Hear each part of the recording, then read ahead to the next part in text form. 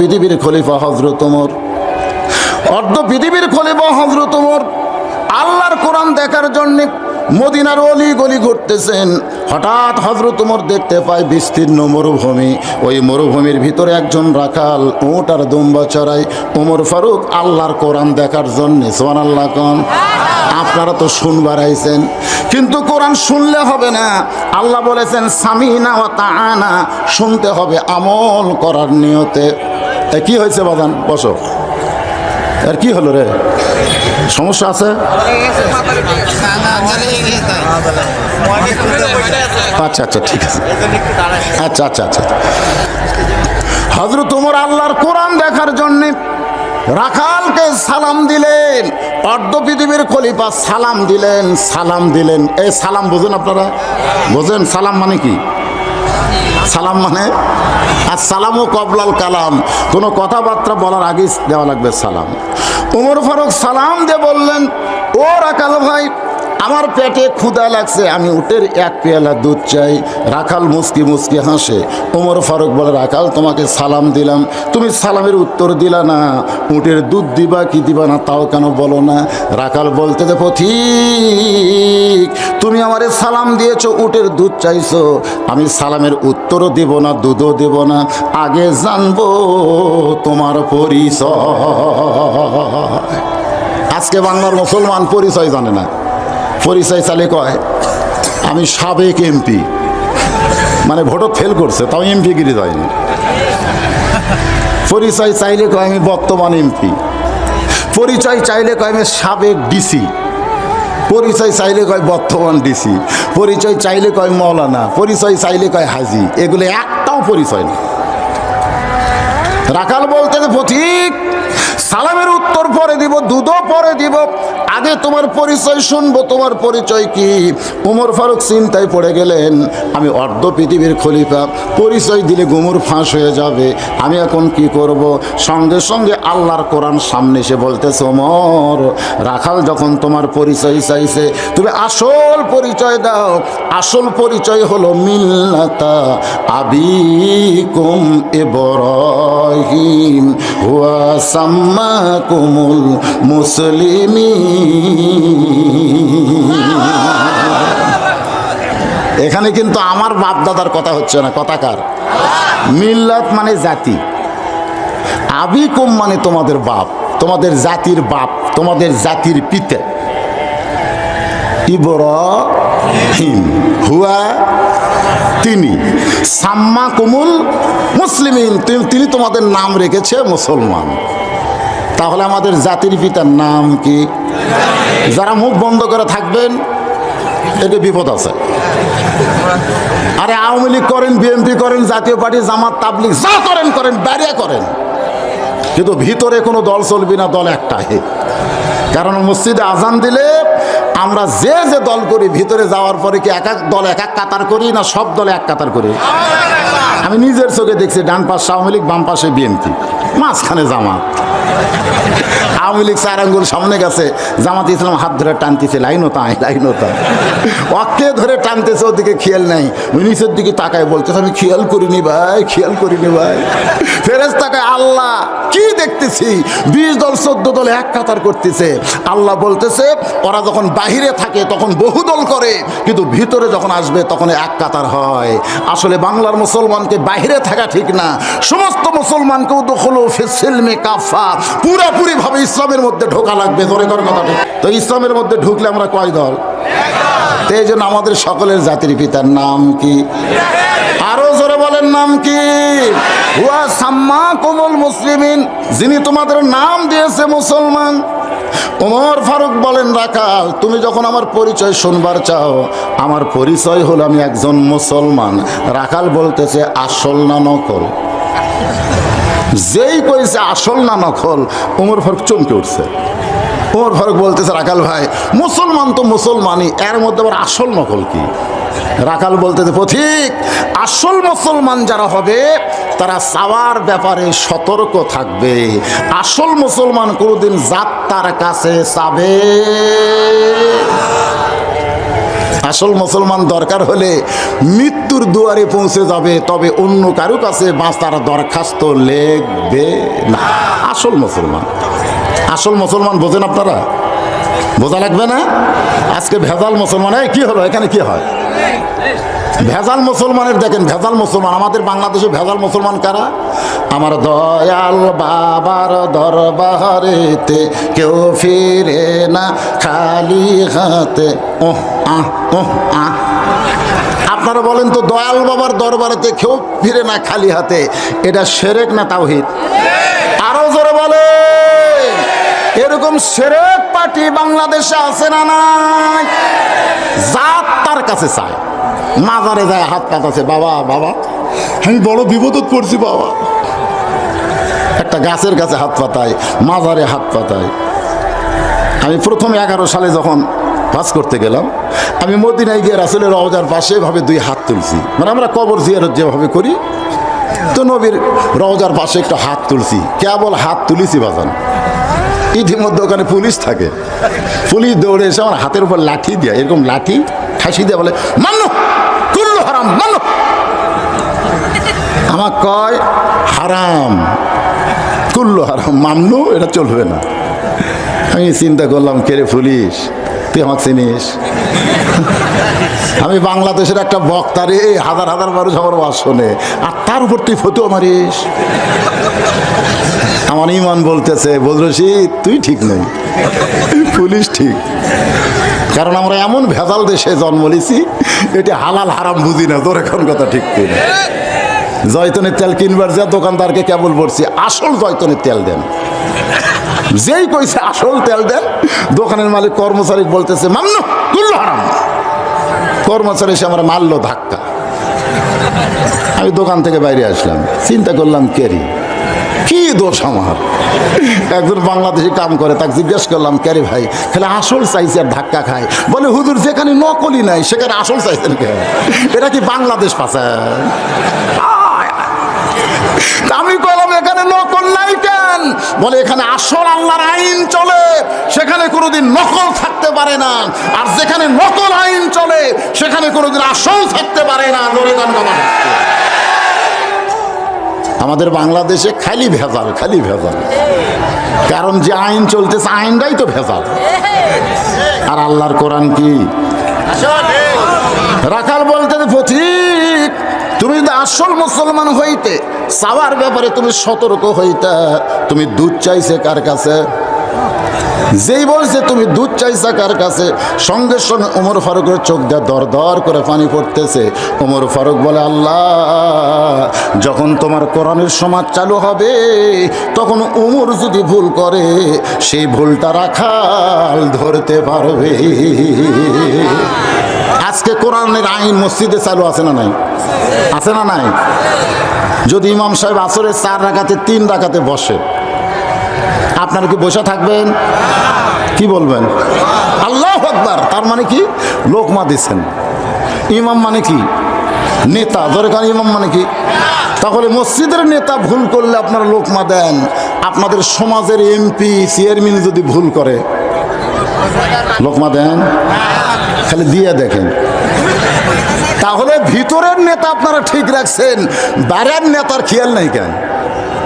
হ্যাঁ মুসলমান, বাহিরের নেতাগুলো ভুল করলে যদি আমরা লোকমা দিতাম, যেমন লোকমা দিয়েছে হযরত ওমরকে, দেয়নি লোকমা? যখন খুতবা শুরু করছে, মাঝখান থেকে একজন বলতেছে, খুতবা বন্ধ করেন, আপনার খুতবা আমরা শুনবো না। ওমর ফারুক বলে, আমার দোষ কি?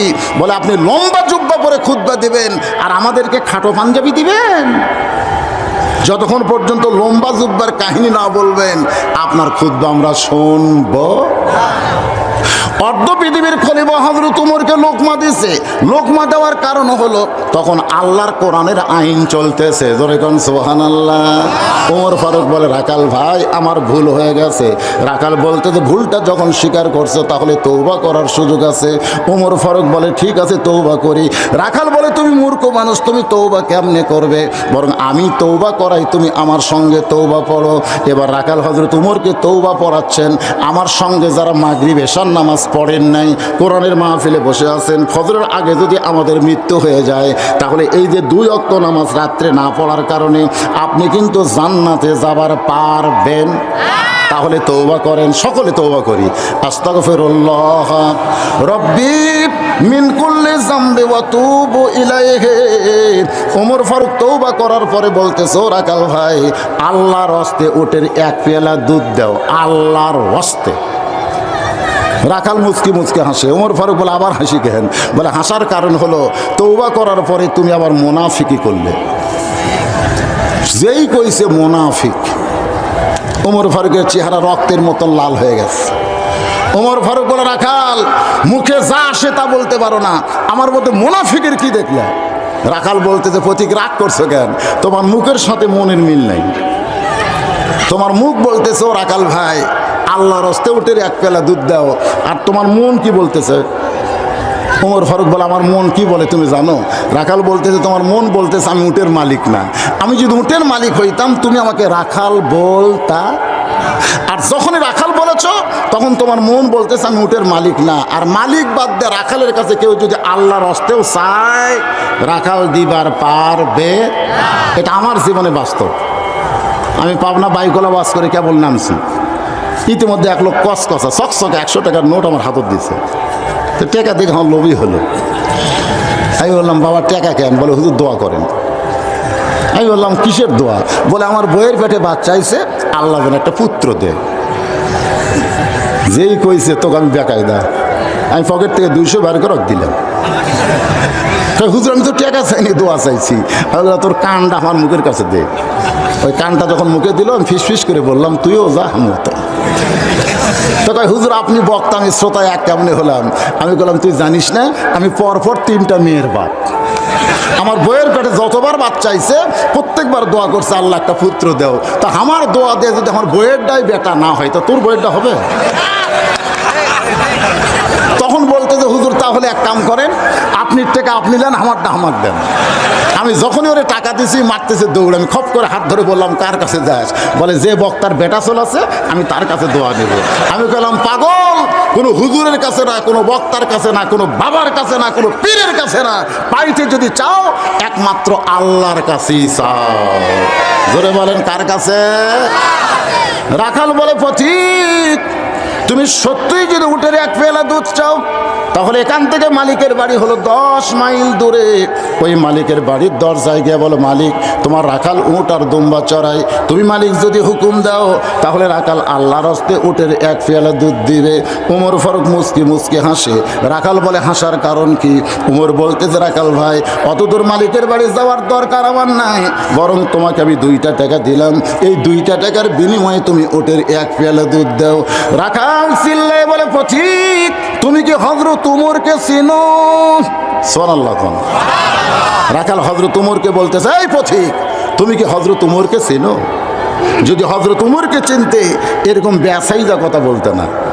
তুমি জানো উমরের গুপ্ত বাহিনী যদি দূর থেকে দেখবার পায় যে তুমি আমাকে ঘুষ দিছো, ঘুষ, আর আমি তোমাকে উটের 1 পেয়ালা দুধ দিলাম মালিক ছাড়া, তাহলে তোমাকেও ধরবে আমাকেও ধরবে, এই বয়সে ধরা খাবা? ওমর ফারুক বলে, রাখাল, তাহলে চলো এক কাম করি। বলে, কি কাম? বলে, পাহাড়ের গুহায় গিয়ে তোমাকে আমি গোপনে 2 টাকা দিব, আর তুমি গোপনে ওটের 1 পেয়ালা দুধ দিবে। উমরের গুপ্ত বাহিনীও দেখতে পাবে না, তোমার মালিকও জানতে পারবে না। রাখাল চিল্লায় বলে, ভণ্ড, তুমি ভণ্ড, তুমি ভণ্ড। উমর ফারুক চমকে বলে, রাখাল, আমার মধ্যে ভণ্ডামের কি দেখলা? রাখাল বলে, প্রতীক রে, উমরের গুপ্ত বাহিনী দেখতে পাবে না, আমার মালিক জানতে পারবে না, কিন্তু যেখানে কেউ দেখতে পায় না, জানতে পারে না, সেখানে রাখালের আল্লাহ দেখতে পায়। লিল্লাহে তাকবীর। যেখানে কেউ দেখে না সেখানে কে দেখে? আপনাদের বিশ্বাস কি? খালি একটা বিশ্বাস যদি আমাদের থাকতো তাহলে আমরা অন্যায়ভাবে কোনো কাম করতে পারতাম না। অনেক লোক আছে একলাই অনেকগুলা সিল মারছে, একলাই বার হয়েছে বলতেছে কেউ দেখেনি, কেউ দেখেনি। আপনারা কোন তো কেউ দেখছে? জোরে কোন কেউ দেখছে? দেখেনি? যদি কোন না তাহলে ইমানই থাকবে না। আরে আল্লাহ দেখার আগেও তো 2টা ফেরেশতা আছে রে, ওরা কি কি কাম করার জন্য বসে আছে? আপনি কন, আপনি যে একটা অন্যায় করলেন, এটা কি ফেরেশতারা কি ঘুম পাড়তেছে? তোমার দুই কান্দে দুই মোহরি, বলেন দুই কান্দে দুই মোহরি, লিখিতেছেন ডায়েরি, দলিল দেখে রায় দিবে, টাকা পয়সার নাই কারবার। তুমি কি করতেছো, কি করতেছো, সব ফেরেশতারা লিখতেছে। তারপরে দেখতেছে কে? ওমর ফারুক মারছে দৌড়, এক দৌড়ে পাহাড়ের পাদদেশে গিয়ে 2 রাকাত নামাজ পড়ে আল্লাহর কাছে বলতেছে, আল্লাহ তোমার কোরআন দেখলাম, আল্লাহ তোমার কোরআন দেখলাম, বাস্তব কোরআন হলো তোমার রাখাল বান্দা, তুমি আসো কোথায়, আর তোমাকে জায়গা দিছে কোন জায়গায়, জোরে কান সুবহানাল্লাহ। যেখানে কেউ দেখে না সেখানে আল্লাহ দেখে, এই বিশ্বাস যারা করে তারা কোরআনকে আমল করতেছে। ওমর ফারুক যখন কান্দে, রাখাল পিছনে এসে বলতেছে, যতই কান্দো আমি তোমাকে উটের দুধ দিবার পারলাম না। ওমর ফারুক বলে, রাখাল উটের দুধের কোনো দরকার আমার নাই, তোমার কাছে খালি জানবার চাচ্ছি, তুমি না দেখা আল্লাহকে কলিজার মধ্যে জায়গা দিয়ে তুমি যে আল্লাহর কোরআন আমল করতেছো, এর বিনিময়ে তোমার চাহিদা কি? তোমার তো একটা চাহিদা আছে, আছে না নাই? আমাদের বাংলাদেশে যারা কোরআনের দল করে বর্তমানে তারা সুখে আছে না কষ্টে আছে? অনেক দিন তাদের বাড়িতে থাকা হয় না। আমিও আমার জীবনে বহুদিন আমি বাড়ি ছাড়া কুশালের বাড়িতে আলুর বাগুড়ের মধ্যে ঘুম পাড়ি। আমার বউ হয়তো, আমি বাড়ি যাচ্ছি, খুব মশানলে বাড়ি যাবো, আমার বউ রাস্তার মধ্যে বলতেছে, হ্যালো খবর কি, আসেন না। আমি বললাম কি হয়েছে? বলে পুলিশ ঘুরতেছে, আসেন না।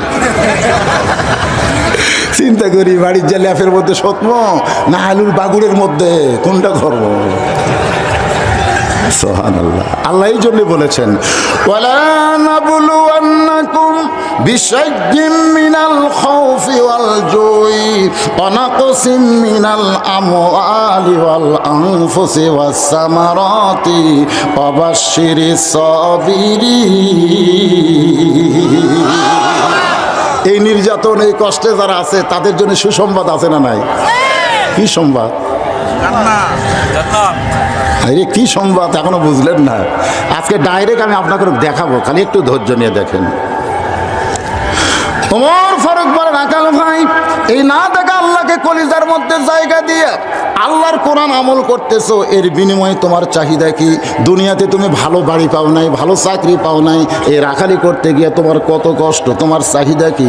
রাখাল বলে, পথিক আমার চাহিদা হলো রব্বানা, পড়েন রব্বানা আতিনা ফিদ দুনিয়া হাসানাতাও ওয়া ফিল আখিরাতি হাসানা ওয়া কিনা আযাবান্নার। ওমর ফারুক বলে, রাখাল আমি তোমার চাহিদার কথা শুনতে চাইলাম আর তুমি কোরআনের আয়াত তেলাওয়াত করলে। রাখাল বলে, তুমি এতই মূর্খ, আমার চাহিদা বুঝবার পারোনি। আমার চাহিদা হলো 2টা। 1 নম্বর চাহিদা হলো হযরত উমরকে আমি এক নজর দেখতে চাই, যে ওমর আল্লাহর কোরআনের রাজ্য চালু করার কারণে আমার মতন রাখাল না দেখা আল্লাহকে কলিজার মধ্যে জায়গা দিছি, সেই মহামানব উমরকে যদি খালি একটা বার দেখতে পাই, দুনিয়ার চাহিদা আল্লাহ আমার পুরা করবে। আমার 2 নম্বর চাহিদা হলো, আমি রাখাল যখন মরে যাব, মরে যাওয়ার পরে অধম রাখালকে আল্লাহ যেন জান্নাত দেয়। সঙ্গে সঙ্গে ওমর ফারুক রাখালের হাত ঠপ করে ধরে একটা চুমা খাইছে। রাখাল কয়, তুমি পাগল নাকি? আমার ঘামা শরীরে চুমা দিলে খেন?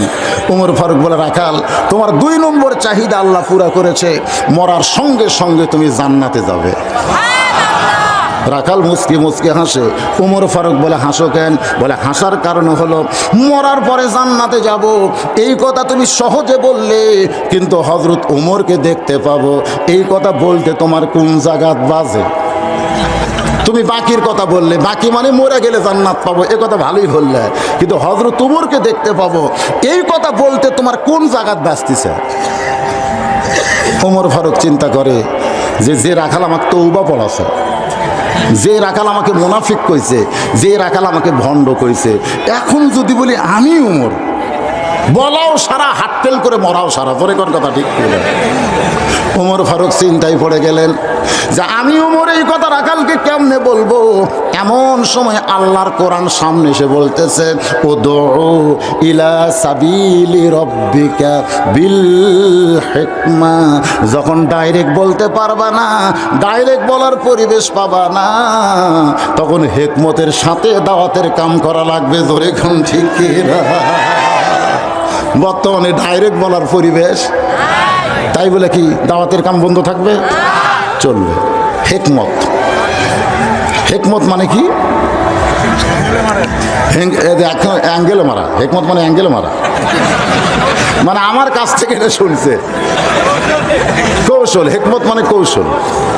এক ইফতার পার্টির যাই দেখে একজনের রোজা নেই, এরকম ইফতার পার্টি হয় কি হয় না? একজনের রোজা নেই, 15 প্রকার আইটেম নিয়ে খালি ঘড়ি দেখতেছে, খালি ঘড়ি দেখতেছে। কিছুক্ষণ পরে বলতেছে এত বড় দিন,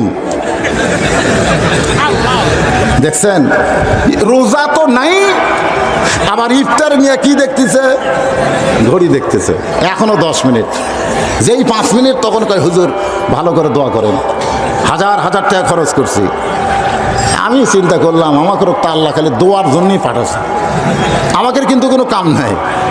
এক অনুষ্ঠানে যাই দেখি চেয়ারম্যান মেম্বার সবাই বসে আছে আমার শ্বশুরের বাড়িতে। তাই মোটরসাইকেল নিয়ে যাতে আমাকে চেয়ারম্যান বলতেছে হুজুর আপনি আইছেন, আলহামদুলিল্লাহ বসেন। আমি বললাম কী জন্য বসবো? বলে কাম আমরা করছি, খালি দোয়া করেন। তা আমি বললাম চেয়ারম্যান সাহেব কী কাম করলেন? ওটা শোনার দরকার নাই তো, ওটা আপনার শোনা লাগবে, আপনি দোয়া করেন। আমি বললাম দোয়া করার আগে কিসের দোয়া? বলে ওই ছেলে রাগ করে বউ তালাক দিছে, ওর কান সারা 2 চড় দিয়ে বউর হাতে তুলে দিছি, হুজুর দোয়া করেন আর জানে অকাম না করে। আমি বললাম বউ তালাক দিছে, কান সারা চড় দিয়ে বউর হাতত দিলেন, কয় তালাক দিছে?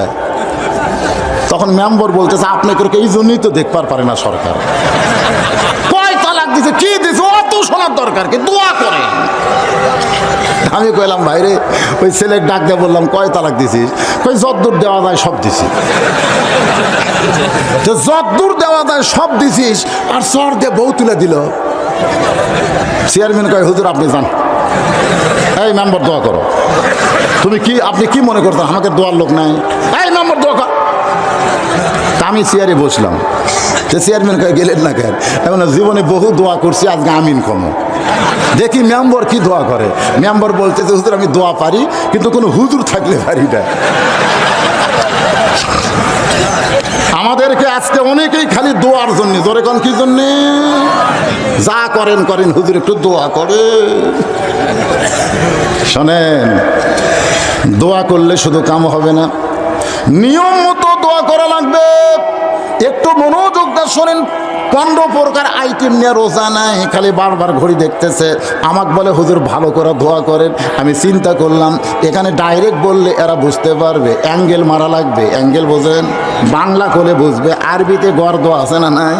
এই গড় দোয়া যখন শুরু করলাম, প্রত্যেকটা বেরোজাদার যখন আমি থামি, যে দোয়া করতে করতে আরবি কথা তো যখন থেমে যায় ওরকম আমি মনে মনে কইলাম আলেমদের বিরুদ্ধে লাগিস না রে, যেটি বাংলা পারবি না সেটা আরবিত মার দিবি। জোরে কোন কথা ঠিক কিনা? ওস্তাদের মার, জোরে কোন ওস্তাদের মার হলো শেষ রাত্রে। ওমর ফারুক বললেন রাখাল ভাই তুমি কি সত্যি হযরত ওমরকে দেখবার চাও? রাখাল চিল্লাই বলতেছে কোথায় হযরত ওমর, কোথায় হযরত ওমর? ওমর ফারুক বললেন লাফালাফি করো না, সত্যি যদি হযরত ওমরকে দেখবার চাও তাহলে তোমাকে ফজরের নামাজ সামনে কাতারে আদায় করা লাগবে। সামনে কাতারে যদি ফজরের নামাজ পড়তে পারো তাহলে মেহরাবের দিকে তাকাইলা দেখবা যে মানুষটা ইমামতি করতেছে ওই মানুষটি হলেন হযরত ওমর। লিল্লাহে তাকবীর। যখন কোরআনের সমাজ চালু হবে তখন আপনাকে এমপি সাহেবকে নাটোরের বড় মসজিদের ইমাম হওয়া লাগবে। জোরে কোন কি হওয়া লাগবে? ইমাম হওয়া লাগবে। ওমর ফারুক বলতেছেন মেহরাবের দিকে তাকালে যে মানুষটাকে দেখবা নামাজ পড়াচ্ছে ওই মানুষটাই হলো হযরত ওমর। হযরত ওমর শুধু মদিনার খলিফা না, বড় মসজিদের ইমামের দায়িত্বে আছে। জোরে কান সুবহানাল্লাহ। রাখাল মুচকি মুচকি হাসে। ওমর ফারুক বলে রাখাল হাসো কেন? রাখাল বলতেছে তুমি আমাকে চিনো? ওমর ফারুক বলে, তোমাকে আবার কি চেনা লাগবে, তুমি রাখাল। তাহলে আমাকে সামনে কাতারের কথা কেন কও? আমি একটা গরিব রাখাল, এই মসজিদের বারান্দায় নামাজ পড়ি, এই মসজিদের ভিতরে ঢোকার সাহস কোনোদিনও পাই না। কারণ মসজিদের মধ্যে দামি দামি সাহাবী, সেখানে আমার মতন রাখাল কেমনে যায়? ওমর ফারুক বলে, রাখাল তুমি কম দামি আর ভিতরের গুলা দামি, এ কথা তোমাকে কে বুঝালো? আপনারা নিচে বসে আছেন, আপনারা কম দামি, আর আমি চেয়ারে বসে আছি, আমি দামি, এ কথা আপনাকে কে বুঝালো? আল্লাহর কোরআন বলতেছে, ইন্না আকরামাকুম ইনদাল্লাহি আতকাকুম, ওই ব্যক্তি সবচাইতে দামি হয় যার কলিজার মধ্যে আল্লাহর বেশি ভয়। আপনাদের কলিজার মধ্যে কার ভয় বেশি? তো ফিস ফিস করে গল্প করেন কেন? আমি বললাম কে আমার জোরে ঘর, না হুজুর দেওয়ালের কান আছে, দেওয়ালের কান আছে। তো দেওয়ালের কান যারা বলতেছে তাদের কলিজার মধ্যে আল্লাহর ভয় আছে। অন্য কারো ভয় কালে চালু বালু করে কেউ নেই, কেউ নেই। তারপরে গল্প করতেছে, এতই ভয় খাওয়া খাসে বাংলার জনগণ, আর কথাই কবার চায় না। এখানে আল্লাহ বলতেছেন, ইন্না আকরামাকুম ইনদাল্লাহি আতকাকুম, ওই ব্যক্তি সবচাইতে দামি হয় যার কলিজার মধ্যে আল্লাহর বেশি হয়। তুমি কম দামি, ভিতরের গুলো দামি, এইগুলো কিন্তু ইসলাম নয়, বরং তোমাকে সামনে কাতার ধরতে হবে, না ধরলে উমরকে তুমি দেখতে পাবে না। রাখাল বলতেছে, ঠিক আজকে এশার নামাজ পড়ে আমি বাড়ি যাচ্ছি না। ওমর ফারুক চোন করে বলতেছে, এশা পরে যদি বাড়িতে না যাও কি করবে? বলে, সামনে কাতার ফজর ধরবো, এই জন্য এশা থেকে আমি চেষ্টা করব ফজর যেন সামনে পাই, উমরকে যেন এক নজর দেখি। ওমর ফারুক বললেন, এশা থেকে ফজর হলো লম্বা সময়, এই লম্বা সময়ে যদি তোমার ঘুম ধরে তাহলে কি করবা? রাখাল বলতে যে, ঘুম যদি ধরেই মসজিদের ভিতরে কোনো এক জায়গায় ঘুমাইয়া যাব, যেই কষে ঘুমাইয়া যাব। ওমর ফারুকের কপালটা রক্তের মতো লাল হয়ে গেছে। ওমর ফারুক যখন রাগ করে তখন চেহারা লাল হয়। ওমর ফারুক বললেন, রাখাল মসজিদের মধ্যে ঘুম পাড়বে, এর দলিল কোথায় পেলে? মসজিদের ভিতরে ঘুম পাড়ার দলিল থাকা লাগবে না? এজোর এখন লাগবে কি লাগবে না? তো তুমি মসজিদের মধ্যে ঘুম পাড়ার দলিল কোথায় পেলে? আল্লাহ কোরআনে বলেছেন, ফাইজা কুদিয়াতিস সালাহ ফান্তাশিরু ফিল আরদ, নামাজ হয়ে গেলে মসজিদে থাকা যাবে না, জমিনে ছড়ায় পড়তে হবে। হুকুমকার এ কথা কন না কেন? জোহরের নামাজ পড়ে সবাই বাড়িতে গেছে, কিন্তু ওরা 5 জন 6 ফ্যান দিয়ে গল্প করতেছে। ফ্যান ঘুরতেছে, 6টা মানুষ বসে আছে 5টা, 1-1 ঘন্টা হয় গল্প ছাড়ে না। ফেরেশতা কয়, আল্লাহ সবাই বাড়িতে গেল, এই 5টা যায় না কেন? একে মাথার উপর ফ্যান ঘুরতেছে, এরা গল্প করতেছে। আল্লাহ বলতেছে, যারা মসজিদে নামাজের পরে অযথা গল্প করতে গিয়ে ফ্যান ঘুরালো, এই ফ্যানের বিল আলাদাভাবে না দেওয়া পর্যন্ত এরা জান্নাতে যাবে না। কারণ মসজিদ তোমার বাপের ঘর না, ইচ্ছা মতো গল্প মারবে। ধরে কোন কথা ঢুকছে। আমরা ছোটবেলায় দেখছি, কাঁচা পেঁয়াজ খাইয়া কেউ মসজিদে ঢুকলে তা এই তোর মুখ খাও খাও গন্ধায়, পেঁয়াজ খাইয়া তুই ভিতরে ঢুকলি কেন? রসুন পেঁয়াজ খাইয়া ঢুকতে দেয়নি। আর এখন মসজিদের মধ্যেই পেঁয়াজ কাটতেছে, মসজিদের মধ্যেই পেঁয়াজ কাটা মুড়ি মাখতেছে, মানে মসজিদ আর বাপের রান্নাঘর। হাসতেছেন কেন? মসজিদ কি রান্নাঘর?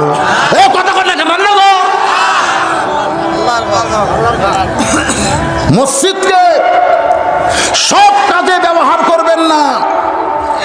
করা যাবে কতগুলো কাজ আমি বলবো, ঘুমানো যাবে, ঘুমানো যাবে, কিন্তু তাই বলে মুয়াজ্জিনের সাথে লাইন করে বলতে পারেন না যে আমাদের বাড়ির ফ্যান নাই, কারেন্ট নাই, আমরা গরমের মধ্যে থাকতে পারি না, আমাকে একটু চাবি দেন। মুয়াজ্জিন কয় কখন দিব? বলে এশার পরে দিবেন। ফজর পর্যন্ত চুক্তি যে আপনি আজান দেবেন, আসবেন, চাবি নেবেন। মাঝখান তো আমাদের ঘুম পাড়া হলো 12টা ফ্যান। মুয়াজ্জিন বলে আমার লাভ কি? বলে মাস গেলে 50 টাকা দিব। টাকার লোভে মুয়াজ্জিন চাবি দিছে, ওরা তালা খুলে 6 জন 12 ফ্যান দিছে, দিয়া ঘুমাইছে। মুয়াজ্জিন ফজর আজান দিবে এসে বাতি জ্বলাছে, যেই বাতি জ্বলাছে দেখে একজনের লুঙ্গি গলাত, মানে ফ্যানের বাতাসে চুলকানিতে ওর লুঙ্গি গলাত গেছে। মুয়াজ্জিন আস্তে করে বাতি লিবে, লুঙ্গি ঠিক করছে, লুঙ্গি ঠিক করে বাতি আবার জ্বলায় বলতেছে ওদের 6 জনের মধ্যে যায়, মসজিদে ঘুম পাড়া হারাম, মসজিদে ঘুম পাড়া হারাম। ওরা লাভ ধরে চাচা মসজিদে ঘুম পাড়া হারাম, তার দলিল কি? বলে নিজের চোখে দেখলে আর দলিল লাগে না, নিজের চোখে দেখেছি। দলিল কখন লাগে? যখন মানুষ দেখতে পায় না, দলিল দেখা বিশ্বাস করে। আর যেটা আমি নিজে দেখলাম সেটা দলিল কি রে? ওরা 6 জন কয় চাচা কি দেখছেন? কয় ভেতরে বলা যাবে না, বাইরে আছে, বাইরে আছে। অক ধরে বলতেছে কে রে, ভিতরে ঘুমালি কিভাবে? তোর লঙ্গির খবর কি? বলে ঘুমালে আবার লঙ্গি কুড়ি যায় কেমনি? বুঝবি না, মানে মসজিদ আল্লাহর ঘর। আমি ঘুমানোর সময় আল্লাহর ঘর মনে করে ঘুমাইছি চাচা, কিন্তু ঘুমের ভিতরে কার ঘর আমার আর মনে নেই। এই জন্য মসজিদের মধ্যে ঘুমানো যাবে, তবে এতে কাফের নিয়তে,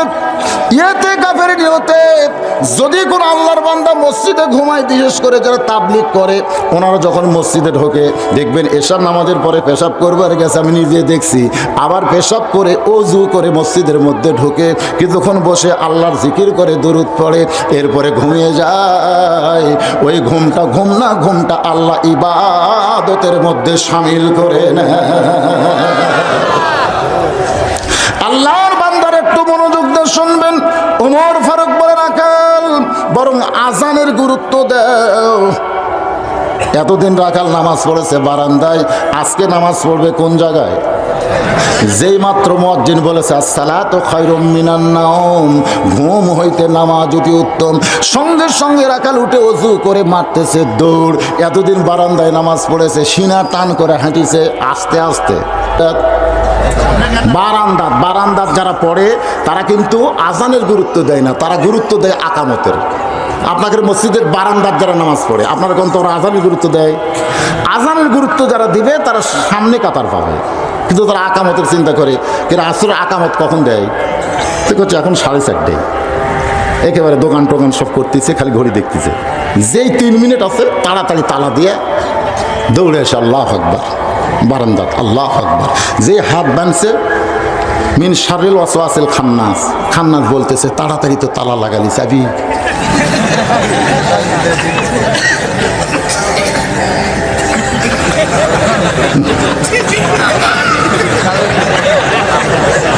এই জন্য আল্লাহ বলেছেন কাদ আফলাহা মান তাযাক্কা ওয়া যাকারা ইসমা রাব্বিহি ফাসাল্লা। দৌড়ে সেই মসজিদে দাঁড়ায় নামাজ পড়ো না, তোমার অন্তরকে মসজিদ বানায়া তারপরে মসজিদের মধ্যে দিয়ে তুমি নামাজের মধ্যে ঢুকে যাও। জোরে কোন কথা ঠিক কি না? আমরা অনেকে মসজিদের মধ্যে ঢুকি কিন্তু নামাজের মধ্যে ঢুকি না। সারা জীবন যদি আপনি মসজিদে ঢোকেন, নামাজের মধ্যে ঢুকতে না পারেন, আপনি নামাজও পড়বেন, ঘুষও খাবেন, নামাজও পড়বেন, সুদও খাবেন। আমাকে এলাকায় গেছিলেন, আসরের ওযু করতেছে, ইতিমধ্যে একজন টাকা ঘুষ লেগেছে। এসিলেন বলতেছে তোর আক্কেল নাই, এখন আমি ওযু করতেছি, আমি নামাজ পড়বো, ওই টাকা আমি হাত দেওয়া সময় না রে। তোর যদি সময় না থাকে ডয়ারের মধ্যে থুয়ে যা।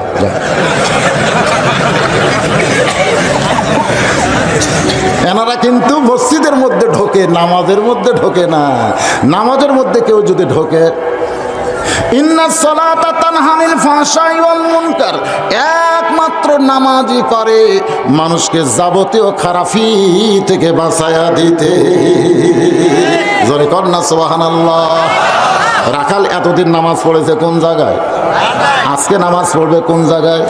সামনে কাতারে মসজিদের দরজায় এসে দোয়া পড়তেছে, আল্লাহুম্মা আফতাহ লি আবওয়াবা রাহমাতিক। এই দোয়াটা পড়ে ডান পায়ে রাখাল ঢুকে সামনে কাতারে যখন যাবার চায়, প্রত্যেকটা সাহাবী রাখালকে যাওয়ার রাস্তা করে দেয়। রাখাল মসজিদের মাঝখানে গিয়ে চিন্তা করে, আল্লাহ রে, এতদিন বাহির থেকে মনে করেছিলাম ভিতরে দামি দামি, কিন্তু আজকে ভিতরে ঢুকে দেখতেছি আমিও যা এরাও তাই। সুবহানাল্লাহ খান না কেন? এতদিন রাখাল বাইরে থেকে কি মনে করছিল? ভিতরে দামি দামি, কিন্তু আজকে ভিতরে ঢুকে দেখতেছে আরাও যা। এটা কিন্তু ভিতরে না ঢুকলে বুঝতে পারবেন না। এসপি সাহেব সামনে কাতারে, কিন্তু একজন মুসল্লি ছাড়া কাতার পুরা হচ্ছে না। এসপি চিন্তা করে কাতার পুরা করা লাগবে, পিছন দিকে তাকায় দেখে দরজার চৌকিদার খাড়া হয়ে আসছে। এসপি ডাকতে চাই, চৌকিদার বলে না স্যার, আপনি এসপি, আমি চৌকিদার। এসপি বলতেছে ওটা বাইরের কথা, ভিতরের কথা হলো তুইও আমিও তাই। চৌকিদার ভয়ে যখন আসবার চায় না, এসপি কাতার ছেড়ে চৌকিদারের হাত ধরে নিয়ে আসতেছে, এসে বলতেছে আমার পায়ের সঙ্গে পা লাগায়া দাঁড়া। চৌকিদার বলতেছে স্যার আপনার তেলতেলা আমার কিন্তু খসখসা। এসপি বলতেছে তেলতেলা খসখসা আজকে বোঝা যাবে না, কারণ দুই ভাই যখন কাতার সোজা করব তখন এসপি চৌকিদার নাই, আমরা যেন দুইজন ভাই। চৌকিদার চোখের পানি বের করে বলে আল্লাহ ভিতরে এত শান্তি, এটা বাহির থেকে বোঝা যায় না। রে মুসলমানের একটু খেয়াল করবেন, বাহিরে 20 দল 14 দল, আর যেই মসজিদের ভিতরে যাবেন তখন সকলে এক কাতার। ধনীর কাছে গরিব, গরিবের কাছে ধনী, ফর্সার কাছে কালো, কালোর কাছে ফর্সা। জোরে কোন কথা ঠিক কিনা? আপনারা কোনোদিন দেখছেন যদি আপনি সবচাইতে ধনী মানুষের কাছে একটা ফকির দাঁড়ায়, ওই কি ঘুরতে পারবে? কি কেন তুই ভিক্ষা করে খাস, তুই আমার কাছে খান? আল্লাহ বলবে যত রাজনীতি বাইরে, ভিতরে কোনো রাজনীতি চলবে না, ভিতরে এক নীতি চলবে। কার? রাকাল যাইতে যাইতে একেবারে সামনে কাতারে, মেহরাব বরাবর সামনে কাতারে রাখাল ফজরের 2 রাকাত সুন্নত নামাজ আদায় করে চুপটি করে বসে আছে। রাখাল চুপটি করে যখন বসে আছে, এমন সময় এক সাহাবী ঢুকে দেখে জাগা দখল। সাহাবীর নাম হলো ওসমান গনি। ঢুকে দেখতেছে জাগা দখল। জাগা দখল মানে আল্লাহ রাসূল বলেছেন আমি যখন ইমামতি করব, আমি বরাবর পিছনে যিনি দাঁড়াবে তার নাম হলো আবু বকর। আবু বকর যখন ইমামতি করবে, আবু বকর বরাবর পিছনে যিনি দাঁড়াবে তার নাম হলো উমর। উমর যখন ইমামতি করবে, উমর বরাবর পিছনে যিনি দাঁড়াবে তার নাম হলো ওসমান। ওসমান যখন ইমামতি করবে, ওসমান বরাবর পিছনে যিনি দাঁড়াবে তার নাম হলো আলী। আলী যখন ইমামতি করবে, আলী বরাবর পিছনে চুপ হয়ে গেলেন। সাহাবীরা বললেন ইয়া রাসূলুল্লাহ, হযরত আলী যখন ইমামতি করবে তখন আলী বরাবর পিছনে কে দাঁড়াবে? আপনি কেন বলতেছেন না? রাসূল বললেন মা ইয়ান্তিকু আনিল হাওয়া ইন হুয়া ইল্লা ওয়াহুন ইউহা। আমি ততক্ষণ পর্যন্ত বলতে পারি না যতক্ষণ আল্লাহ না বলায়। সুবহানাল্লাহ কবেন না? এই কথার দ্বারা রাসূল বুঝাইলেন আলী পর্যন্ত হলো খোলাফায়ে রাশেদা। তাহলে হযরত উমর যখন ইমামতি করবে, উমর বরাবর কে দাঁড়াবে? জোরে কোন কে দাঁড়াবে? কিন্তু আশা দেখে জাগা দখল। যেখানে হযরত ওসমান দাঁড়ায় সেখানে রাখাল বসে আছে।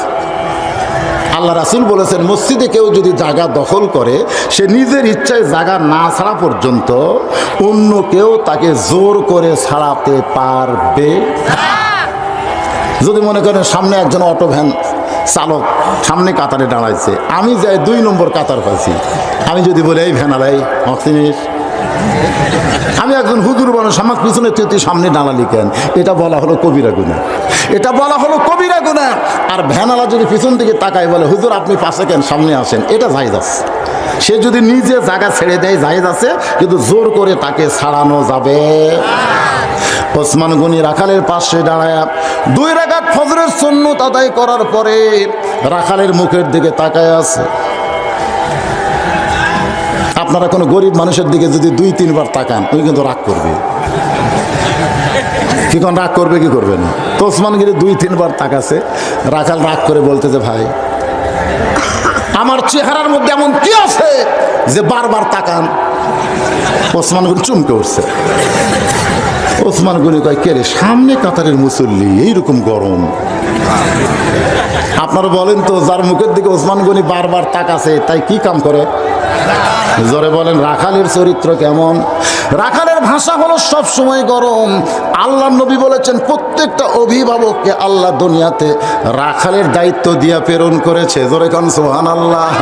ওসমান গনি বলতে যে ভাইজান এত রাগ করছেন কেন? আমি কোনোদিন আপনাকে সামনে কাতারে দেখি নাই, আজকে প্রথম সামনে কাতারে দেখতেছি। আপনার পরিচয় কি? রাখাল বলতে যে সামনে কাতারে আসতে যে পরিচয় দেওয়া লাগে এটা তো আমি জানি না। ওসমান গনি বলতে যে ভাই এত রাগ করছেন কেন? আমি শুধু জানবার চাই আপনি আমার ভাই। জোরে কোন সুবহানাল্লাহ। আপনার পরিচয় কি?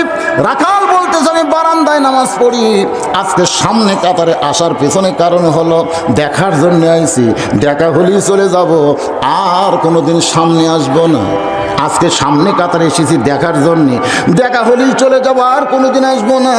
ওসমান গনি বলতে যে ভাইজান একদিন এসেই দেখা পাবেন। আজ কয়েক বছর হলে আমি সামনে কাতারে নামাজ পড়তেছি, আজও পর্যন্ত দেখতে পাইলাম না। ওসমান গনি দেখতে চায় আল্লাহকে, আর রাখাল দেখতে চায় আল্লাহওয়ালা হযরত ওমরকে।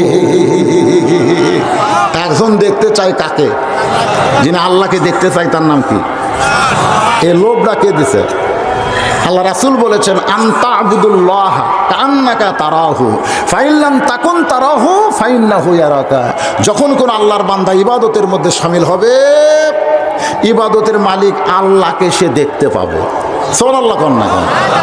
এরপরে বলা হচ্ছে যদি দেখা না হয়, আল্লাহ যে তাকে দেখতেছে এই বিশ্বাস তার কলিজার মধ্যে আসবে। সুবহানাল্লাহ কন্যা। তাহলে মসজিদের মধ্যে গেলে আমাকে কে দেখে? আমরা কার সামনে খাড়া হই? জোরে বলেন, কার সামনে? আল্লাহ বলেছেন কুমু লিল্লাহি কানিতিন, দাঁড়াও দাঁড়াও লিল্লাহি, আল্লাহর জন্য কানিতিন, আনুগত্য নিয়ে দাঁড়াও। যেখানে আনুগত্য নিয়ে দাঁড়ানোর কথা আল্লাহ বলেছেন, সেখানে চেয়ারে বসা যাবে না।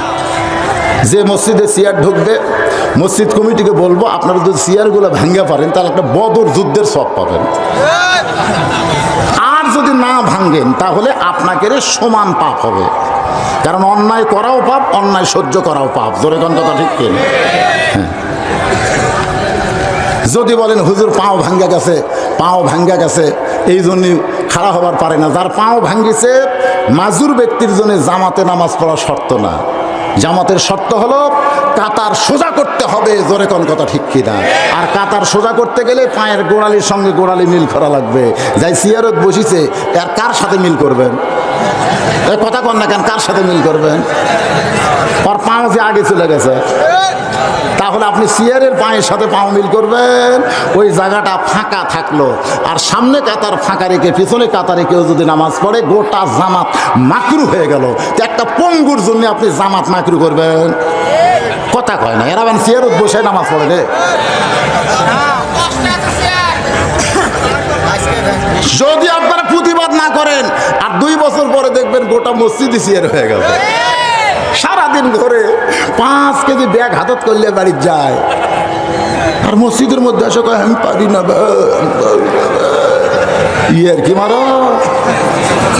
কতগুলা রোজাদার বেরোজাদার দেখবেন রোজার মাস রোজা চাঁদ উঠলি আর গ্যাস ধরে। জোরে কোন কথা ঠিক কিনা? পারি না ভাই রে, খালি পেট ভুটভুট করে। ও খালি পেট ভুটভুট করে। ডাক্তাররা বলেছে গ্যাস যাদের আছে, ডায়াবেটিস যাদের আছে, রোজা থাকলে এগুলা রোগ থেকে আল্লাহ মুক্তি করে দেয়। সুবহানাল্লাহ। আর এরা কয় পারি না, পারি না। এখানে আল্লাহ কি বলতেছেন? কুম, নামাজ পড়াও যেমন ফরজ, নামাজে দাঁড়ানোও তেমন ফরজ। জোরে কোন কথা ঠিক কিনা? দাঁড়িয়ে নামাজ পড়া কি? আরো জোরে কোন, জোরসে বলুন, আরো জোরে। ওসমান গনি চোখের পানি নিয়ে বলতেছে, কয়েক বছর হলে সামনে কাতারে নামাজ পড়ি, আজ পর্যন্ত দেখতে পাইলাম না, আর তুমি একদিন এসেই দেখবে। রাখাল বলতেছে, তাহলে তোমার চোখে সমস্যা আছে, তোমার চোখে সমস্যা আছে। কয়েক বছর হলে এসে যখন দেখতে পারো না, আজকে আমার হাত ধরো, আমার হাত ধরো, আমি নিজেও দেখবো, তোমাকেও দেখায় দেব। যেই রাখাল কইছে আমি নিজেও দেখবো, তোমাকে দেখায় দেব, সঙ্গে সঙ্গে আল্লাহর কোরআন সামনে এসে বলতেছে, ইয়া আইয়ুহাল্লাযীনা আমানুত্তাকুল্লাহা ওয়া কুনু মা'আস সাদিকিন। আল্লাহর কোরআন বলতেছে, রে ইমানদারেরা, তোমাদের ভিতরে যদি আল্লাহর ভয় সবসময় রাখতে চাও, তাহলে সত্যবাদীর সাথী হও। সত্যবাদী এখন কি বাদী? আপনারা বলেন তো, সত্যবাদী কারা? আল্লাহ যারা ভয় করে তারা।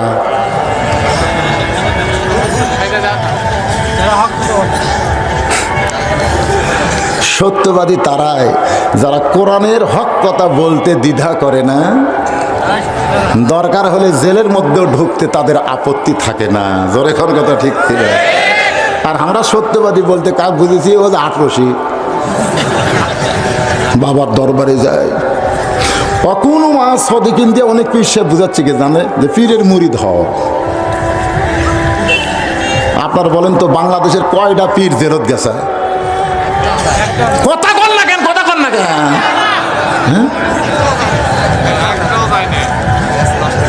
একটা যদি না যায় বুঝবেন একটাও হক নেই। নবীরা জেল খাটলো, আর এরা একজন বলতে হুজুর 20 বছর নবীর কাম করতেছি, 20 বছর, 20টা বছর নবীর কাম করতেছে, পাঞ্জাবি খোলো তো। পাঞ্জাবি খুলবো কেন? দেখবো তোমার শরীরের খবর কি। না, শরীর ভালোই আছে। নবীর কাম করো, নবীর গায়ে পাথরের আঘাত, আর তুমি নবীর দল করো, নবীর কাম করো, তোমার শরীর তেল তেলা। কোনো মাস সদিকে আয়াতের তাফসীর পড়বেন। ওসমান গনি রাখালের হাতটা ধরে চুপটি করে বসে আছে, কারণ তার ঈমান বলতেছে আজকে একজন আল্লাহওয়ালা পাইছি, নিজেও দেখবে এবং আমাকেও দেখাবে। আপনারা বলেন তো নবীর যত সাহাবী আছে, কোন সাহাবীর আগে বলা হয়েছে হায়াউন? আপনারা জুমার খুতবা শোনেন না, সানি খুতবা শোনেন না? সেখানে কি বলা হয়? হায়াউন ওসমান। রাসূল বলেছে সবচাইতে নরম শরম, নরম শরমের সাহাবীর নাম হলো ওসমান। আমি যখন ওসমান গনির কবর জিয়ারত করতে গেলাম, এখানে অনেক হাজী সাহেব আছেন, অনেক হাজী সাহেব আছেন। জান্নাতুল বাকির মধ্যে ঢুকলেন, ঢোকার পরে দেখবেন প্রথম যে কবরটা পাবেন, কার কবর? এখানে হাজী সাহেবরা নাই নাকি? এ কারা কারা হজ করছেন দেখে হাত তোলেন তো।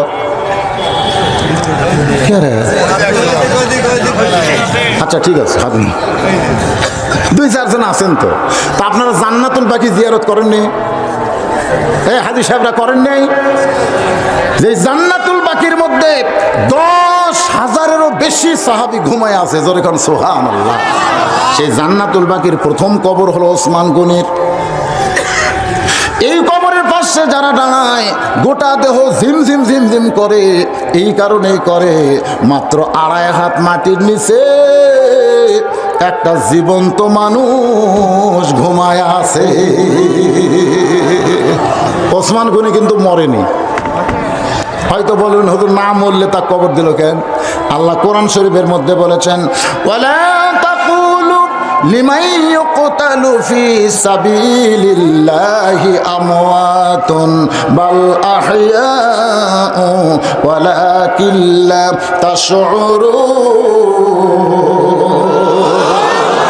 মদিনা মিউজিয়াম, মসজিদ নববীর নিচতলায় 19 নম্বর খুঁটির কাছে ওসমান গনি যেই কোরআন পড়তে পড়তে তাকে শহীদ করা হয়েছে, ওই কোরআনটা আজও গোলাস দিয়ে বেঁধে রাখা হয়েছে।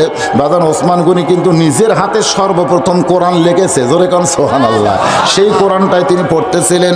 কোরআন পড়া অবস্থায় তাকে হত্যা করা হয়, তার দেহের রক্ত কোরআনের উপরে পড়েছে, আজও সেই রক্তগুলো রয়েছে।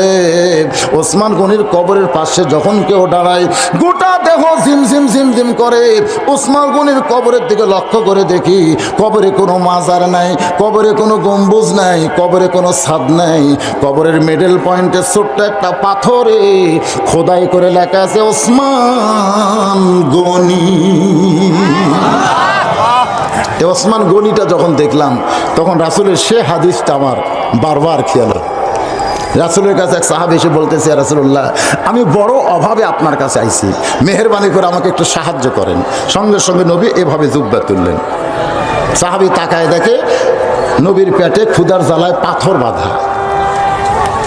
সাহাবী বলতেছে হুজুর আমি যাই। রাসূল বলেন কোথায় যাবা? আপনি যেভাবে আছেন আমার তো এত কষ্ট হয়নি। এই বলে সাহাবী যখন যাবার চাই, নবী বললেন আম্মা সাইলা ফালা তানহার, সাইলকারীকে এইভাবে ফিরান যাবে না, বসো। এজলেস সাহাবীকে বসাই দিলেন। এমন সময় নবী ডাক দিলেন আলী। সাহাবী কয় এমন একজনক ডাকতেছে। হযরত আলী যখন নবীর কাছে, আল্লাহর নবী বলতেছে আলী রে, তোমার ভাই না খায় আমার কাছে সাহায্য চাইছে। আলী বলতেছে হুজুর আমারে ডাইকা লাভ নাই, আজকে 2 দিন হলে আমিও কিছু খাই নাই। নবী বললেন আলী তোমাকে সাহায্য দেওয়ার জন্য ডাকি নাই, বরং তুমি আমার হুকুমে একটা চিঠি লেখো ওসমানের কাছে, যে চিঠির মধ্যে 2000 টাকার অঙ্ক বসায় দাও, আর চিঠির নিচে আমার নাম লিখে দাও। হযরত আলী নবীর কথা মতো ওসমান গনির কাছে চিঠি লিখলেন, চিঠির মধ্যে 2000 টাকার অঙ্ক বসায় দিয়ে নিচে আল্লাহর নবীর নাম লিখে ওই গরিব সাহাবীর হাতে যখন দেয়, গরিব সাহাবী নবীর চিঠি নিয়ে, হযরত আলীর লেখা চিঠি নিয়ে ওসমান গনির দরবারে গিয়ে দেখে ওসমান গনি ক্যাশিয়ারের সঙ্গে ঝগড়া করতেছে। ক্যাশিয়ারকে বলতেছে 4 আনা গেল কোথায়, এই 4 আনা। ক্যাশিয়ার খালি সমানে পাতা উল্টা, কিন্তু 4 আনার হিসাব মিলতেছে না। গরিব কয় চিঠির মধ্যে 2000 টাকার অঙ্ক, আর ওসমান চেহারে 4 আনার জন্য ক্যাশিয়ারকে ধরছে। এই কৃপণ তো আমাকে দান করবে না। নবীর কাছে গিয়া বলে, রাসূলুল্লাহ আপনি দিবার পারবেন না ঠিক আছে, কিন্তু এমন কৃপণের কাছে আমারে কেন পাঠাইছেন? রাসূল বলতেছে তুমি কি তোমার চিঠি দিছো? বলে দেওয়ার পরিবেশ পাই নাই। আবার যাও, নবীর কথা মতো ওসমান গনির দরবারে গরিব সাহাবী আয়েশা দেখে ক্যাশিয়ারের কপাল ঘেমে ঘাম টপ টপ করে পড়তেছে, আর ওসমান গনি বলতেছে বেটা 4 আনার হিসাব দে, হিসাব না দিলে তোর ছুটি নাই। গরিব মনে মনে কয় ঘন্টার পর ঘন্টা যে ওসমান 4 আনার জন্য হিসাব ক্যাশিয়ারকে ছাড়ে না, এ ওসমান কোনোদিন 2000 টাকা দান করবে? নবীর কাছে গেলে নবী আবার পাঠাবে, দরকার নেই। না খাইয়া বসা থাকা যায়, কিন্তু ঘোড়া যায়। আমি দেখলাম আমার গ্রামে এক ফকির এক দরজা ভিক্ষা করে মাঝখানে 2 বাড়ির দরজা বাদ দিয়ে আরেক বাড়ির যে দাঁড়াচ্ছে। আমি ফকিরকে বললাম, কে রে ভাই এই 2 বাড়ির দরজা বাদ দিলেন কেন? আমার কয় আপনি ভিক্ষাত নামেন, তাহলে বুঝবেন। আমি কইলাম কে ভিক্ষাত নামা বোঝা লাগবে কে? তুমি বুঝাই তো বুঝি। তখন বলতে যে হুজুর রাগ করেন না, আমি কমপক্ষে 10 দিন এই 2 বাড়ির দরজার ভিক্ষা চাচ্ছি, প্রত্যেক দিন বলেছে মাফ করো। তো যারা ফকিরের কাছে মাপ চায়, এই শালাকের চাইতে বড় ফকির দুনিয়ার নেই। আমার একটা সময়ের দাম আছে হুজুর, আমার সময়েরও দাম আছে। যেখানে ভিক্ষা পাবো না সেখানে সময় নষ্ট করবো, এই জন্য এই 2 বাড়িকে আমি তালাক দিছি। যেখানে পাই সেখানে দাঁড়ায়। আপনারা বলেন ফকিরের সময়ের দাম আছে না নাই? গরিব সাহাবী মনে মনে চিন্তা করে যদি আবার নবীর কাছে যাই, নবী পাঠাই দিবে, দরকার নাই। গোপন পথটা যখন পলাইতেছে, এমন সময় দেখে রাস্তার মাথায় হযরত আলী দাঁড়ায় আছে। আলী বলতেছেন, ভাইজান তোমার চিঠি লিখে দিলাম, আমার হাসান হুসাইন না খায় কাঁদতেছে, 2টা টাকা আমারে হাদিয়া দাও, 2টা টাকা আমাকে দান করো। এটা বলতেছে না, কারণ চিঠি লেখার 2টা টাকা আমাকে হাদিয়া দাও। গরিব কান্দার বলে, আলী ভাই আমার কাছে টাকার বস্তাও নাই, ব্যাগও নাই, ওই চিঠিখানা আমার পকেটের ভিতরে। আলী চমকে গিয়া বলে, ওসমানকে কি তুমি চিঠি দাও নাই? বলে পরপর 2 বার গেলাম 4 আনার জন্য, ক্যাশিয়ারকে ছাড়ে না, ওই চিঠি দেওয়ার সাহস পাই নাই। আলী বলতেছে, সাহাবী রে নবীর কথা কি তুমি বিশ্বাস করো না? আল্লাহর নবী যেই কাম করে নবী করে না, বরং আমার আল্লাহ করায়া দেয়। যা ওসমানের কাছে। হযরত আলীর ভয়ে গরিব সাহাবী ওসমানের দরবারে গিয়ে দেখে ওসমান গনি আর ক্যাশিয়ার 2 জনই আল্লাহর শুকর আদায় করতেছে। সুবহানাল্লাহ, আলহামদুলিল্লাহ, লা ইলাহা ইল্লাল্লাহ, জোরে সুবহানাল্লাহ, আলহামদুলিল্লাহ, লা ইলাহা ইল্লাল্লাহ। গরিব সাহাবী চমকে যায়। কিছুক্ষণ আগে 2 জনকে দেখলাম 4 আনার ঝগড়া করছে, এখন আবার 2 জনে আল্লাহর শুকর আদায় করতেছে। আল্লাহর শুকর আদায় করার কারণ হলো 4 আনার হিসাব মিলে গেছে। আপনারা চিন্তা করতে হুজুর 4 আনার হিসাব মিলালো কেন? আল্লাহ যাদেরকে সম্পদ দিচ্ছে হিসাব করে শতকরা 2.5 টাকা তাদের জাকাত দেওয়া লাগবে। জোরে কোন কথা ঠিক কি না? আপনি ব্যয় হিসাবে যতই জাকাত দেন আপনার জাকাত হবে না, হিসাব করে জাকাত দেওয়া লাগবে। ওসমান গনি 4 আনার মিল যদি না পায় জাকাত কেমনে দেবে? এই জন্য 4 আনার হিসাব চাইছে। গরিব সাহাবী চিঠিখানা বের করে ওসমান গনির হাতে দিয়ে বলে, ভাইজান এই চিঠিখানা একবার দেখেন। ওসমান গনি চিঠি দেখে, চিঠি পড়ার পরে চোখের পানি বের করে চিঠিতে একটা চুমা দিয়ে বলে, ভাইজান এই চিঠি কে পাঠাইছে? গরিব সাহাবী বলতেছে, লেখাপড়া জানেন? চিঠির নিচে তাকায় দেখেন আল্লাহর নবী এই চিঠি পাঠাইছে। সঙ্গে সঙ্গে ওসমান গনি চিঠিতে চুমা দিয়ে বলে, ভাইজান এই চিঠি কে পাঠাইছে? গরিব সাহাবী চিন্তা করে চিঠির মধ্যে টাকা দেখে কি আল্লাহর নবী এই চিঠি পাঠাইছে। ওসমান গনি চিঠিতে চুমো দিয়ে বলতেছে ভাইজান এই চিঠি কে পাঠাইছে? গরিব মনে মনে কয় সারানার জন্য তুই কিশোরকে ছাড়িস নাই। চিঠির মধ্যে 2000 টাকার অঙ্ক দেখে কি মাথা পাগলা হলো? আল্লাহর নবী এই চিঠি পাঠাইছে। সঙ্গে সঙ্গে ওসমান গনি চিঠিতে চুমা দিয়ে বলে ভাইজান এই চিঠি কে পাঠাইছে? গরিব চিল্লায় বলে তোর মতন কিরফোনের কাছে আমার দরকার নাই। রাগ করে নবীর কাছে গিয়ে কান্দের বলে নবী গো পরপর 3 বার গেলাম, 2 বার আপনার কারণে, 3য়বার হযরত আলীর কারণে। চিঠি দিলাম, জানতে চাই কে পাঠাইছে। 1 বার না 2 বার না 3 বার আপনার নাম বললাম। এরপরেও অবিশ্বাস করে যখন জানতে চাই আমি রাগ করে চলে আইসি আপনার কাছে বিচার দিলাম। আপনি এমন ব্যক্তির কাছে আমার কেন পাঠাইলেন? নবী কান্দের বলে আল্লাহ আমার ওসমান তেমন হওয়ার কথা ছিল না। আমার ওসমান কি দুনিয়ার টাকার পাগল হলো নাকি? আল্লাহ গো আমার ওসমান তেমন হওয়ার কথা ছিল না। এই বলে নবী কানতে কানতে তাকায় দেখে 1 বস্তা টাকা মাথায় নিয়ে হযরত ওসমান দাঁড়িয়ে আছে। রাসূল চোখের পানি বের করে বলে ওসমান তোমার ভাইকে 2000 টাকা দান করার কথা বলেছি, তুমি 2000 টাকা না দিয়া 1 বস্তা টাকা মাথায় নিয়ে আমার দরজায়। ওসমান গনি বলে নবী গো আমার ভাই যখন আপনার চিঠি আমার কাছে দিছে তখনই 2000 টাকা দেওয়ার নিয়ত করেছি। আর নিয়ত করেছি যতবার আপনার পবিত্র নাম বলবে আমি আপনাকে এত ভালোবাসি, আপনার নাম আমার শুনতে বড় ভালো লাগে। আমি নিয়ত করেছিলাম যতবার আমার ভাই নামটা বলবে প্রত্যেকবার 2000 করে টাকার অঙ্ক বাড়ায় দিব। এ পর্যন্ত আমার ভাইজান 3 বার আপনার পবিত্র নাম বলেছে। এই নাম বলার কারণে 6000 আর চিঠির কারণে 2000, এ 8000 টাকার বস্তা মাথায় করে আনছি গো নবী। আপনি মেহেরবানি করে আপনার পবিত্র হাত দিয়ে আমার গরিব ভাইরে আপনি দিয়া দেন। গরিব সাহাবীও কান্দে, আল্লাহর নবীও কান্দে। নবী কান্দের বলে মাবুদ যে ওসমান আমাকে এত ভালোবাসে আমার নাম শুনলেই 2000 টাকা দান করে দেয়, আমি গরিব নবী ওসমানকে কি দিব? আল্লাহ বলে হাবিব আপনাকে দেওয়া লাগবে না, আপনাকে যারা ভালোবাসে আমি আল্লাহ তাদের ভালোবাসি। আমার গানি ডিগ্রি আমি ওসমানকে দিয়া দিলাম। সে ওসমান হাত ধরে আছে কার? এ জোরে বলেন। কিছুক্ষণ পরে নামাজের আকামত শুরু হয়েছে। ফজরের 2 রাকাত ফরজ নামাজ শুরু হবে। এখন আকামত শুরু করেছে। আকামতের মধ্যে কত কামাতিস সালাহ, কত কামাতিস সালাহ। যেই বলছে কত কামাতিস সালাহ এমন সময় হযরত ওমর মেহরাবের মধ্যে দাঁড়াইছে।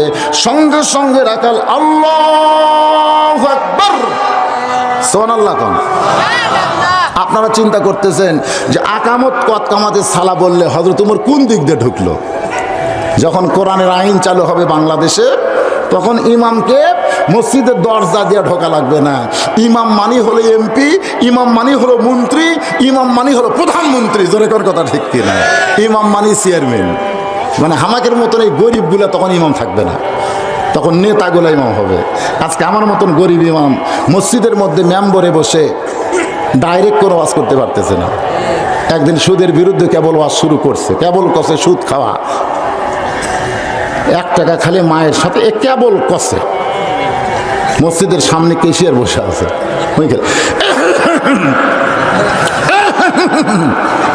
মানে কভারই দিচ্ছে না।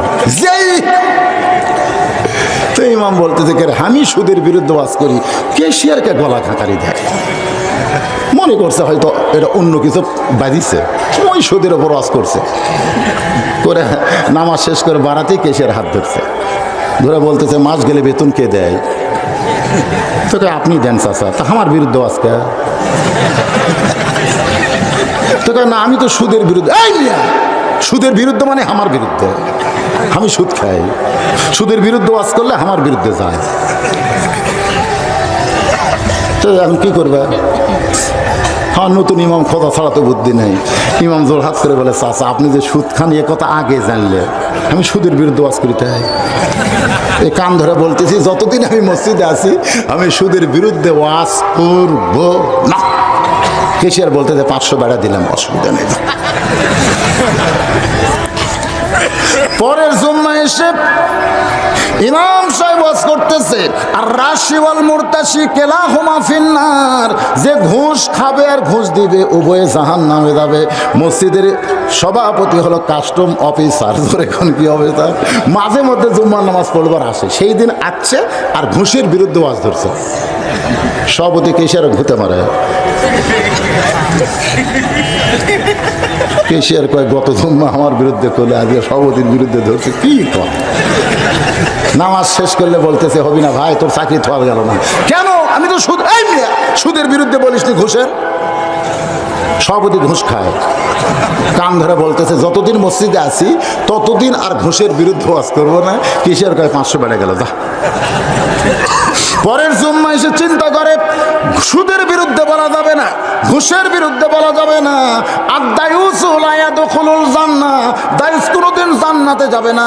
সাহাবীরা বললেন, দায়ুস কোন নারী? রাসূল বললেন, দায়ুস কোন নারী না, দায়ুস হলো ওই সকল পুরুষ মানুষ যাদের অধীনে নারীরা পর্দা করে না। সমস্ত মুসল্লি খালি মানে সব মুসল্লির বইয়ের পর্দা নেই, আর দায়ুস বানা জান্নাত থেকে বাইর করে দিল। কেশিয়ার বলতেছে, বাবা তোর আর ইমামতি টিকলো না, তুই যা, তুই বেপর্দার বিরুদ্ধে ওয়াজ করছিস। ঠিক আছে, আমি আর কোনো ওয়াজই করবো না। পরের জুম্মা এসে ইমাম বলতেছে, যা করো করো খালি নামাজটা পড়ো, যা করো করো খালি নামাজ পড়ো রে। তখন সব মুসল্লি কয়, ইমাম সোজা হইয়া গেছে। আমাদের মতন গরিব মৌলবি চাকরি বাঁচানোর জন্য হক কথা বলবার পারতেছে না, জোরে কোন কথা ঠিক না। কিন্তু যদি এমপি ইমাম হয়, সুদের বিরুদ্ধে কথা বললে কেউ কথা বলবি? যদি কেশিয়ার আমি সুদ খাই, এমপি সাথে সাথে কবি এ শালা পাল্টা পাল্টা। সুদার মসজিদ কমিটির মধ্যে থাকা যায়, ঘুষারও মসজিদ কমিটির মধ্যে থাকা যাবে, বেপরদার স্বামী মসজিদ কমিটির মধ্যে থাকা চলবে না। যে লোকটা 5 ওয়াক্ত নামাজ মসজিদে পড়ে না, তাকে মসজিদ কমিটির মধ্যে রাখা যাবে না। এই কথা আমরা বলবার গেলে কবি তোর চাকরি নাই। যেদিন কোরআনের রাজত্ব চালু হবে, প্রত্যেকটা মেহরাবের সাথে ছোট একটা দরজা থাকবে, ওই দরজা দিয়ে ওই পারে রেস্টরুম থাকবে। যেই মাত্র কামাতের সালাম, সঙ্গে সঙ্গে হযরত ওমর মসজিদের মধ্যে ঢুকছে, মেহরাবের মধ্যে ঢুকছে। রাখাল চিৎকার করে বলে, আল্লাহু আকবার। ওসমান গনি এতক্ষণ কি ধরে ছিল, হাত ছাড়া দিয়ে বলতেছে, রাখাল ভাই, ভাইজান, ইমাম ভুল করলে মানুষ লোকমা দেয়, আর এখন আকামতেই শেষ হয়নি, আর তুমি আল্লাহু আকবার লোকমা দিলে, তার মানে? রাখাল বলতেছে, এই জন্যই তো তুমি কানা, এই জন্যই। কি জন্য লোকমা দিয়ে দিলাম নিয়ে তুমি জানো না? তৃতীয় কাতারে একজন সাহাবী ছিল, দৌড়ে এসে রাখালের হাত ধরে বলতেছে, এই পাগল, তুই যারে কানা বললি সেই মহামানবকে চিনিস? তুই যারে কানা কানা বলতেছিস, এই মহামানব হলো আল্লাহর নবীর ডবল জামা। রাখাল কান্দের বলে, ভাইজান, এই জন্যই আমি ভিতরে ঢুকতে চাই না, কারণ ভিতরে নবীর দামি দামি সাহাবী, আমার মতন রাখাল মসজিদের মধ্যে কেমনে ঢোকে? কিন্তু ওই পথিক আমার সর্বনাশ করেছে।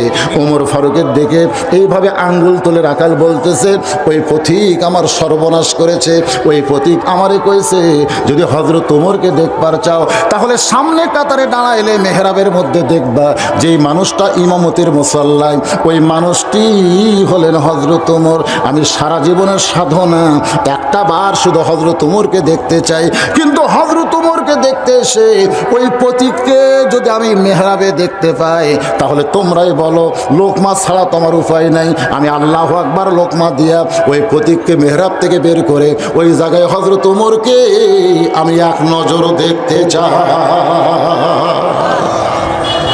হাজার হাজার সাহাবীরা কাঁদতেছে, হাজার হাজার সাহাবীরা কান্দে। রাখাল চিল্লায় বলে, আল্লাহ, বারান্দায় নামাজ পড়া ভালো, এই ভিতরে কেন কান্দা কান্দি শুরু হয়ে গেল? ওসমান গনি বলে, রাখাল ভাই, ভিতরের মুসল্লি কান্দার কারণ হলো তুমি যারে পথিক পথিক বলতেছ, তিনি হলেন হযরত ওমর। যেই বলছে তিনি হলেন হযরত ওমর।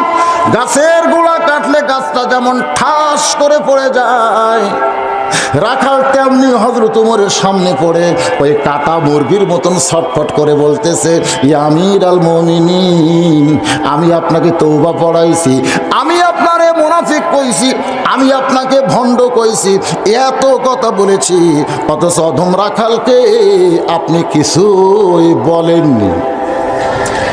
সঙ্গে সঙ্গে হাজার হাজার মুসল্লি চিৎকার করে বলতেছে, এই পাগল সামনে কেমনে গেল রে? কারে তওবা পড়াছে, কারে মুনাফিক কইছে, কারে ভণ্ড কইছে? এই পাগল মেহরাবের মধ্যে ভুল বকতেছে, এই পাগলকে সামনে যাওয়ার সুযোগ কে দিল? সমস্ত সাহাবী যখন চিৎকার করে উঠেছে, এমন সময় হযরত ওমর জোড়হাত করে বলতেছেন, আতিউল্লাহ ওয়া আতিউর রাসূল ওয়া উলিল আমরি মিনকুম, আল্লাহর আনুগত্য করো, নবীর অনুসরণ করো, আমি যদি তোমাদের আমির হই আমাকে কি তোমরা মানো? সমস্ত সাহাবী বলে 100 বার মানি, 1000 বার মানি। ওমর ফারুক বলতেছেন, আমাকে তওবা বলাইছে, আমারে মুনাফিক কইছে, আমারে ভণ্ড কইছে, এত বড় কথা যে মেহরাবের মধ্যে বলতেছে, আল্লাহর কোরআন অনুযায়ী তার বিচার হবে। লিল্লাহে তাকবীর। ওরের মতন মানুষকে বলতেছে তওবা পড়াইছে, মুনাফিক কইছে, ভণ্ড কইছে, অবশ্যই কোরআন দিয়া তার বিচার হবে। কিন্তু ভাইজানেরা, আকামত যখন হয়ে গেছে, তখন 2 রাকাত ফজরের নামাজ আদায় করার পরে এই বিচারটা আমি তোমাদের সকলকে সঙ্গে নিয়ে করবার চাই। নামাজ 2 রাকাত পড়ি, এই বিচারটা তোমাদের সকলকে নিয়ে করবার চাই। সাহাবীরা বলতেছে, আমির আল মুমিনিন, নামাজের আগে বিচারটা করলে আমাদের ভালো হতো। ওমর ফারুক বললেন, না, আগে নামাজ। তো ফজরের 2 রাকাত ফরজ নামাজ পড়তে বড় জোর 5 মিনিট লাগবে। সাহাবীরা সকলে বলল, আমরা দেখতে চাই। সাহাবীরা দেখবে, কোরআন দিয়ে রাখালের বিচার হবে। আপনারা দেখবেন? কারা কারা দেখবেন? আল্লাহকে হাত দেখেন তো দেখি। লিল্লাহে তাকবীর। হাত নামান। লিমা তাকুলু মালা তাফালুন।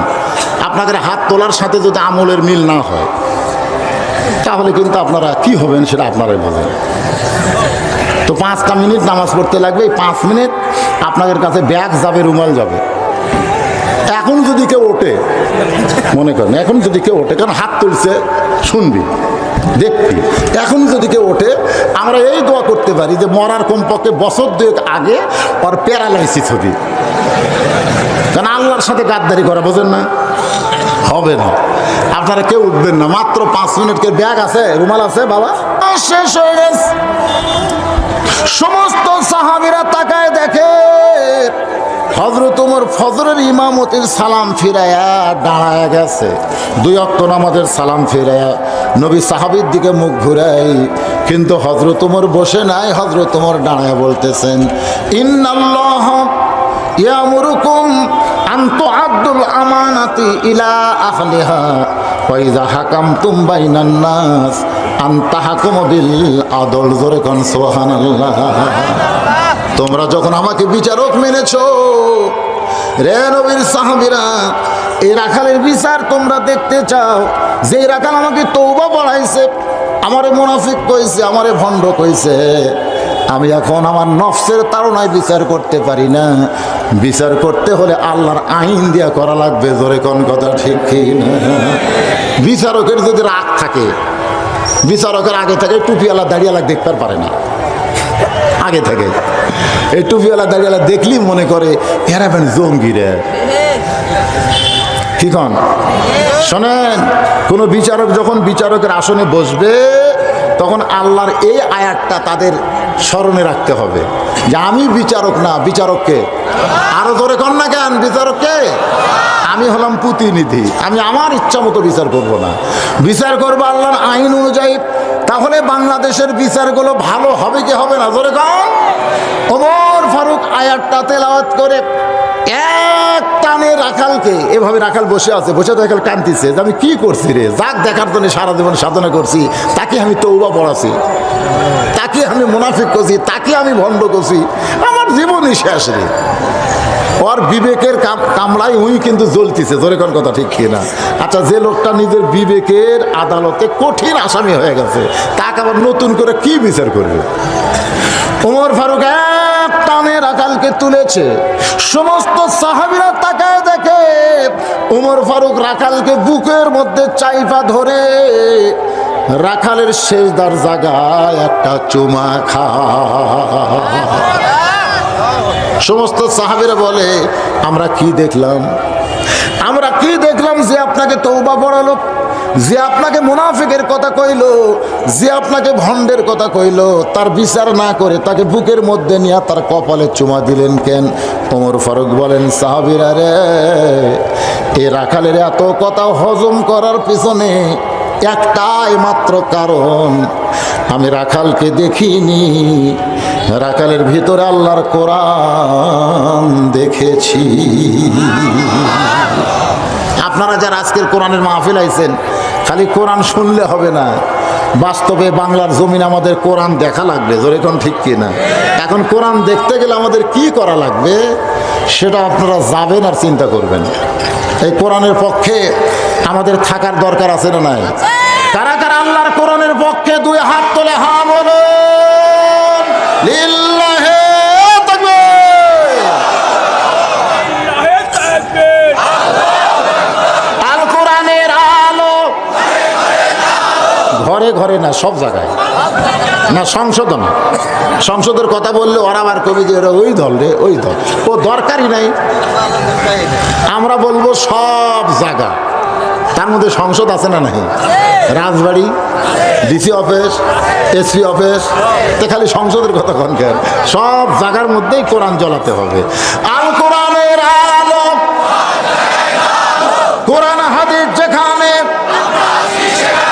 দুনিয়ার মুসলমান লিল